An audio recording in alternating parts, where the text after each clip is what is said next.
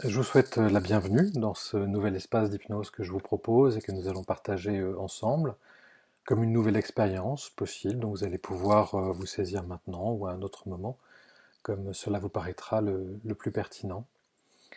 Et pour commencer simplement cette proposition d'hypnose que je vous fais, je vais juste vous demander avec, on va dire, une certaine logique, une certaine familiarité peut-être déjà pour certains d'entre vous, de simplement prendre contact avec quelques éléments à l'intérieur de l'environnement qui est le vôtre actuellement. Vous savez, comme lorsque l'on souhaite dessiner une trajectoire, se rendre dans un endroit, on a d'abord besoin de savoir d'où l'on part pour tracer cette trajectoire-là. C'est un peu ça. Prendre les quelques éléments autour de vous, de pouvoir ressentir l'endroit où vous êtes assis, dans une chaise ou bien un fauteuil, peut-être un peu allongé, peut-être franchement bien droit. Juste de pouvoir comme ça regarder quelques éléments autour de vous, de pouvoir aussi peut-être en ressortir certains autres, peut-être de palper simplement l'atmosphère, la température qui peut être là. Vous prenez vraiment les éléments que vous souhaitez prendre. Le principal est juste de pouvoir avoir quelques éléments d'ancrage pour ce point de départ particulier qui va nous permettre de dessiner la trajectoire dont nous avons besoin. Et puis à l'intérieur de cet environnement, de ce contexte, je vais vous demander juste de pouvoir partir un peu à la découverte de votre colonne d'air. Vous savez, ce moment dans lequel on sent bien que l'air est en train d'arriver à l'intérieur de notre corps, et on peut percevoir à la fois que l'air est au centre de notre corps, en même temps que notre corps s'organise pour être autour de cette colonne d'air. Lorsque j'inspire, lorsque j'expire, je sens bien la traversée de l'air à l'intérieur, à l'extérieur, et d'ailleurs, je peux tellement l'apercevoir qu'il y a en toute franchise à la fois une inspiration et à la fois une expiration, quelque chose de franc, de marqué. Et peut-être que l'on pourrait faire ensemble un petit jeu qui serait simplement de laisser vos yeux ouverts au moment où vous inspirez, et peut-être de refermer vos yeux au moment où vous soufflez. De pouvoir arriver à articuler et à coordonner cela suffisamment bien pour que quelqu'un qui pourrait être amené comme ça à passer, juste, qui pourrait observer si vous avez vos yeux ouverts ou vos yeux fermés, pourrait dire si vous êtes en train d'inspirer ou bien au contraire si vous êtes en train de souffler. L'inspiration avec les yeux ouverts, et puis le souffle avec les yeux fermés.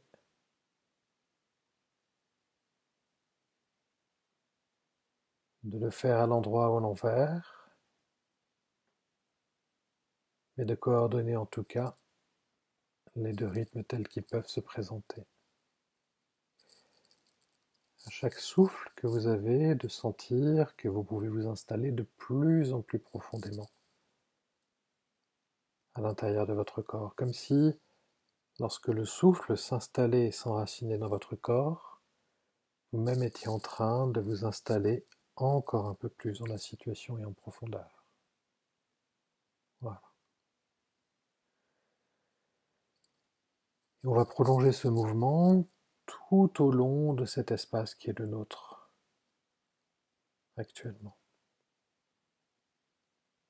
Très bien.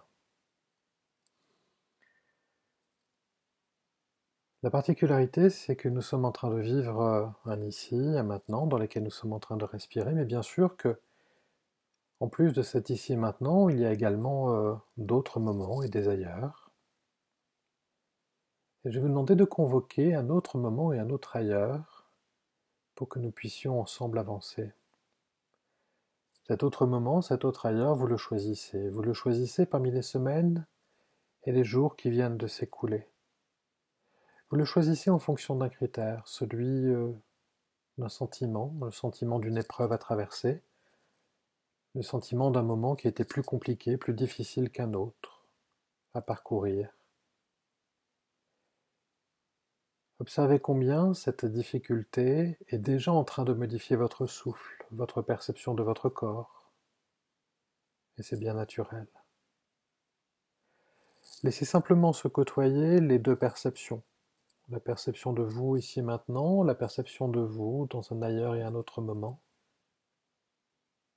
de façon peut-être pas aussi tranchée que peuvent l'être l'inspiration et l'expiration, mais de façon suffisamment contrastée pour que vous puissiez décrire les deux.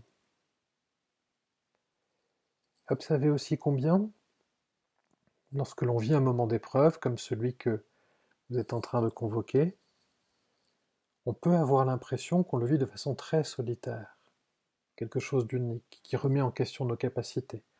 On ne sait pas si on va y arriver, on doit dépenser beaucoup d'énergie pour pouvoir avancer. Cela remet en question la personne que l'on est.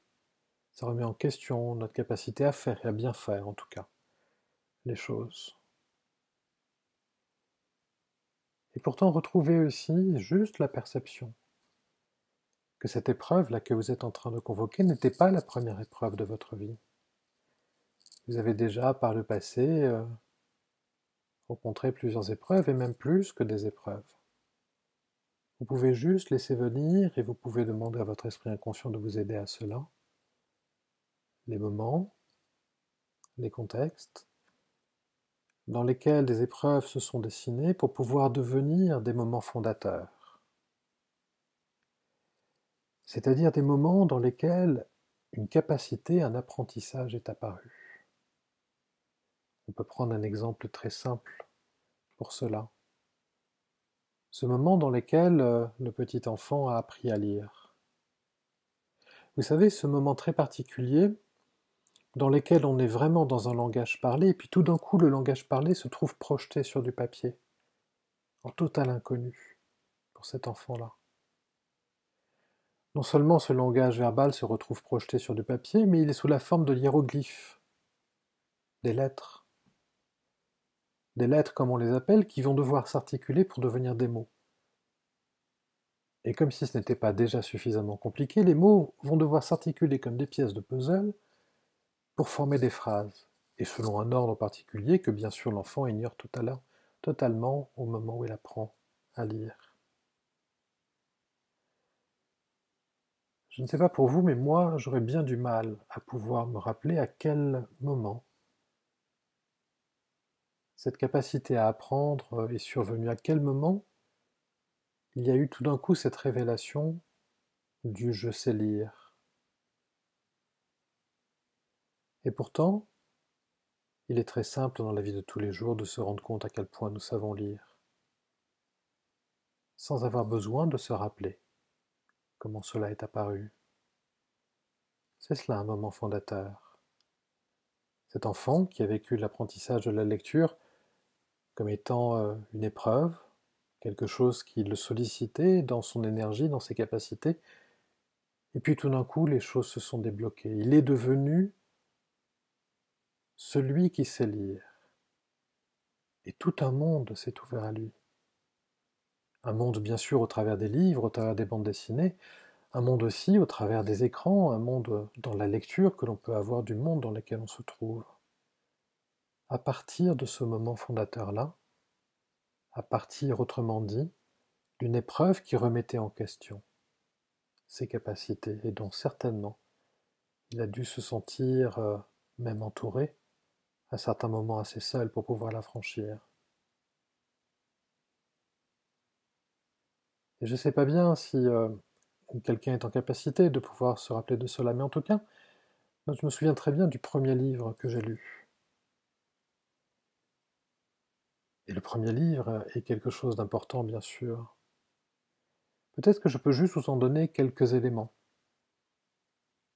Peut-être vous y reconnaîtrez un livre que vous connaissez, peut-être que simplement vous aurez une idée de ce livre que j'ai pu parcourir, ou peut-être que d'autres éléments qui vous appartiennent et appartenant aussi à votre premier livre pourraient être là. C'était l'histoire d'un petit bouchon de liège. Un petit bouchon de liège qui avait été comme ça lancé du haut de sa rivière, et puis plus la rivière avançait, et plus la rivière devenait tumultueuse. Et ce petit bouchon de liège, qui avançait au fil de l'eau, se rendait compte au fur et à mesure de son avancée combien les choses allaient être compliquées. Combien l'eau devenait de plus en plus agitée, combien les pierres paraissaient être de plus en plus nombreuses. Et ce petit bouchon de liège ne savait pas trop d'ailleurs si les pierres devenaient effectivement nombreuses ou si c'était sa vitesse qui augmentait, qui faisait que les obstacles étaient là beaucoup plus proches qu'il ne lui semblait. Et quel a été le premier réflexe de ce petit bouchon de liège? Il a bien sûr été d'essayer de se laisser porter. Par cette eau en se disant, simplement, si je me laisse porter par le courant, par le tumulte, alors il ne m'arrivera rien. Et sans doute qu'un temps ça a été vrai. Et pourtant, au moment où il a fait ça, ce petit bouchon de neige s'est retrouvé à taper contre les pierres. Il s'est retrouvé à certains moments pris dans les végétations sur le côté, comme des sortes de jungles qui avaient poussé sur chacune des deux rives et parfois même en plein milieu. Des morceaux de bois qui étaient en train de également lui barrer la route. Et le petit bouchon de liège, en voulant simplement affronter les événements juste en se laissant aller, se retrouvait encore pire qu'auparavant confronté à ces difficultés.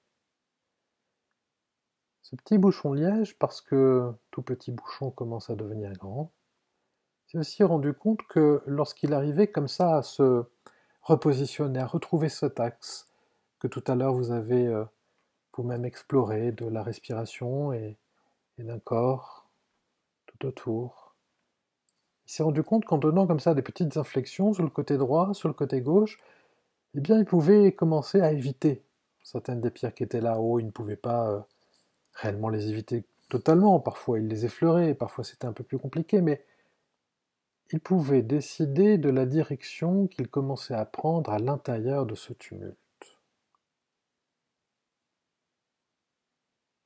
Parfois même, il avait l'impression de pouvoir comme tangoter avec ces éléments qui étaient dans l'eau. Hop, il passait un petit peu sur la droite, hop, il virevoltait sur la gauche. Parfois, il devait décider s'il devait passer au-dessus d'un obstacle ou bien plonger pour quelques instants avant de pouvoir ressortir un peu plus loin. C'était toute une danse auquel il était en train de se livrer, une danse qui, bien sûr, demandait de l'énergie, une danse qu'il était en train d'apprendre, et qui lui permettait en même temps de pouvoir, bon an mal an, être dans cette rivière et parfois même, à certains moments, croiser d'autres petits bouchons sur le côté, ou d'autres éléments à qui il pouvait faire signe, ou inversement, ce qui lui donnait l'impression qu'il n'était pas tout à fait seul à pouvoir avancer. Jusqu'au moment où ce petit bouchon de liège simplement commença à arriver près d'une rive. Est-ce que c'était celle qui devait lui convenir? Sans doute en tout cas qu'il l'a ressenti de cette façon-là. Et puis profitant comme ça de quelques végétations qui étaient présentes, hop, il commence à s'agripper et s'arrête à cet endroit-là de la rive. Une rive qui, se disait-il, lui convenait pas mal, l'environnement lui plaisait. Jamais lorsqu'il était en haut de la rivière, il n'aurait dit qu'il se serait retrouvé ici, mais finalement cet emplacement-là lui convenait bien, il devenait son endroit.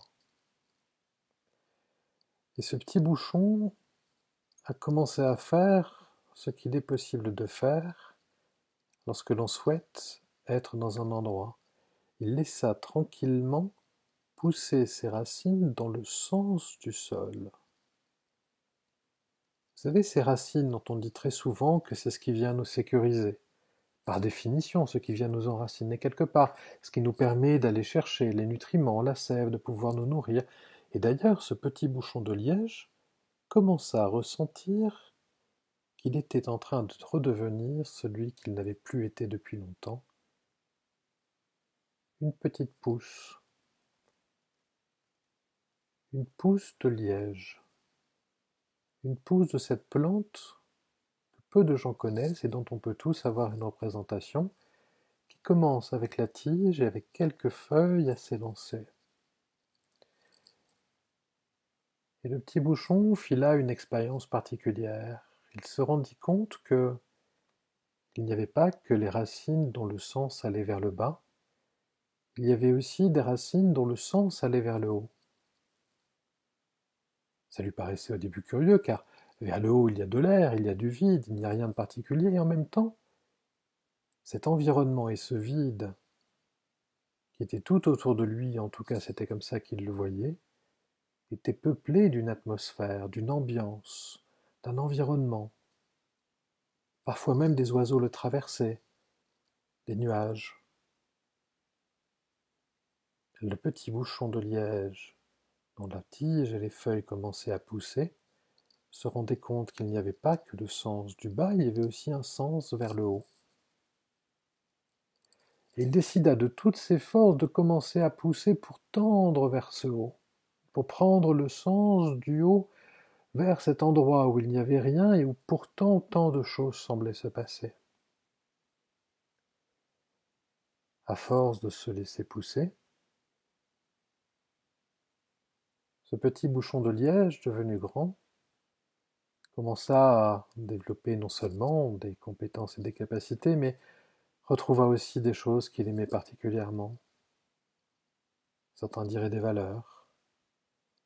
La valeur d'aide, il permettait par exemple aux oiseaux, ceux qui étaient en migration, de pouvoir se poser sur ces feuilles pour pouvoir prendre un peu de repos. Ce petit bouchon de liège, dont la tige avait poussé, dont les feuilles étaient devenues importantes, autorisait également les voyageurs à pouvoir trouver un espace ombragé pour pouvoir se protéger des rayons du soleil lorsque cela devenait un peu trop ardent. Le petit bouchon de liège, devenu tige avec des feuilles, se laissait aussi parfois, comme ça, au fil du temps, parfois en début de soirée, parfois à d'autres moments, juste se laisser bercer par le vent. Il y avait comme ça un petit souffle qui naissait et qui faisait apparaître comme une sorte d'étrange mélodie à mesure que ces feuilles étaient en train de bruisser et que la tige commençait à onduler avec une très belle fluidité. Et ce petit bouchon de liège, avec ses racines vers le sol, mais plus important, ses racines vers le ciel, vers l'ouverture, vers ce vide qui avait été peuplé, put prendre la mesure, avec un certain étonnement, de combien il avait pu profiter du chemin qui venait de se dérouler. Et je ne sais pas bien s'il y a un lien entre cet étonnement que ce petit bouchon de liège, devenu maintenant une belle plante, a pu vivre, et l'étonnement que vous avez pu ressentir lorsque, jeune enfant, vous avez appris la lecture, ce moment fondateur particulier, comme d'autres moments fondateurs peuvent venir bien sûr à votre conscience, maintenant ou à d'autres moments. Mais peut-être que vous pouvez simplement laisser ces deux étonnements être là, comme s'ils se répondaient l'un l'autre, comme s'ils se répondaient en écho. L'étonnement simplement de ce petit bouchon et de son aventure, l'étonnement de l'enfant que vous étiez et de l'aventure qui vous a mené là où vous vous trouvez. Juste de laisser ces deux étonnements là rimer l'un avec l'autre, trouver un certain tempo, peut-être le petit tempo du tango de tout à l'heure, ou un autre tempo, une autre mélodie qui peut être là. Peut-être même que certains d'entre vous pourront ressentir combien cet étonnement peut aussi devenir émerveillement. Un émerveillement que l'on ressent lorsque l'on observe avec une certaine joie les choses être, simplement. L'émerveillement que l'on ressent en n'ayant pas provoqué le vent et en entendant simplement le son, la mélodie que ce vent produit à l'intérieur des feuilles des arbres. L'émerveillement que l'on peut avoir lorsque, une fois un chapitre fini, on se dit que quelque chose est en train de s'ouvrir, comme avec l'alphabet et la lecture du monde, quelque chose a pu s'ouvrir. Cet étonnement, cet émerveillement, la joie comme marqueur de ce processus, peut-être que vous pouvez simplement l'installer là, à l'intérieur de vous-même, dans l'endroit qui vous paraît le plus adéquat, celui que vous souhaitez, celui qui vous correspond, ça n'a pas d'importance. Au rythme simple de votre respiration, juste de pouvoir laisser cette joie-là s'épanouir comme ce petit bouchon de liège, sa tige, ses feuilles, tout ce que cela lui a autorisé à faire, de laisser cette joie être présente peut-être sous la forme d'un joli sourire, peut être intérieur ou un sourire que vous pouvez adresser au monde, à l'environnement tel que vous pouvez le retrouver, celui que vous aviez au point de départ, ou peut-être déjà que quelque chose a pu changer. Peut-être même que la nuit prochaine, ou l'une des nuits qui vont suivre, vous allez avoir le pied qui va venir être un peu titillé par la feuille d'un petit bouchon de liège, ou peut-être juste que ce petit bouchon va venir vous faire un clin d'œil d'une façon ou d'une autre, juste pour vous dire, je suis là, comme tout rêve. La réalité peut ensuite s'enraciner avec un sens vers le bas, et aussi au final avec un sens vers le haut.